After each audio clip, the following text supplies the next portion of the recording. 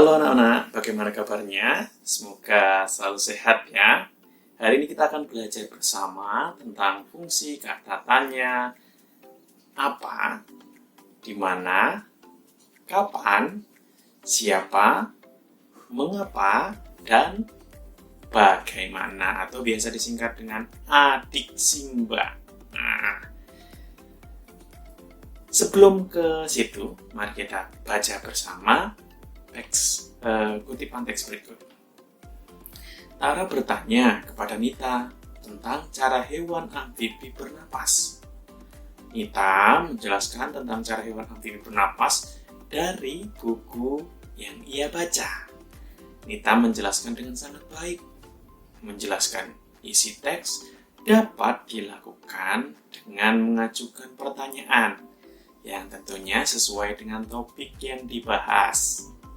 Kamu dapat menggunakan kata tanya apa, di mana, kapan, siapa, mengapa, dan bagaimana atau yang biasa disingkat dengan adik Simba.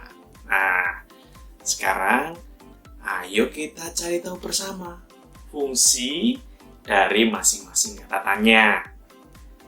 Nah, yang pertama, kata tanya apa digunakan untuk menanyakan peristiwa, proses, benda, atau hal yang dijelaskan dalam teks. Mari kita lihat contohnya. Apa nama hewan yang dijelaskan dalam teks? Nah, karena tadi ada amfibi, maka hewan yang dijelaskan dalam teks adalah hewan amfibi, betul. Itu yang pertama apa?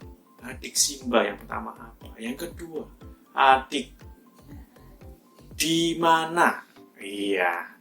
Kata tanya di mana digunakan untuk menanyakan tempat terjadinya sebuah peristiwa.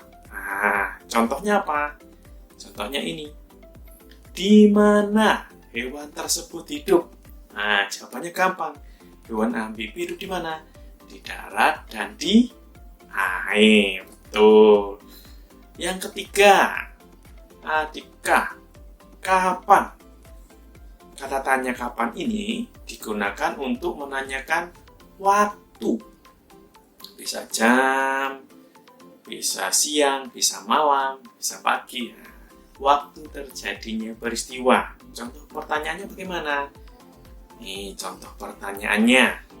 Kapan sistem pernapasan hewan tersebut akan berubah? Jadi, hewan amfibi itu mengalami perubahan sistem pernapasannya di waktu dia masih berudu menggunakan insang.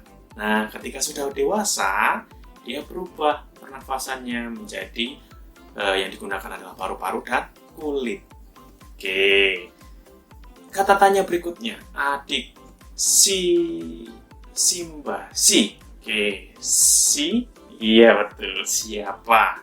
Kata tanya siapa, gampang ini, digunakan untuk menanyakan, iya betul, orang atau pihak yang terlibat dalam peristiwa. Contohnya, siapa yang menggolongkan hewan tersebut ke dalam kelompok amfibi? Nah, siapa coba? Nah, betul sekali, yang menggolongkan hewan tersebut ke dalam kelompok amfibi adalah para ilmuwan. Betul.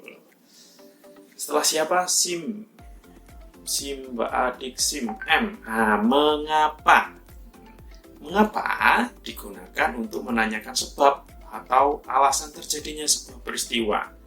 Contoh pertanyaannya seperti ini. Mengapa hewan tersebut digolongkan ke dalam kelompok amfibi? Nah, kenapa sih? Karena jelas tadi dijelaskan hewan tersebut hidup di mana?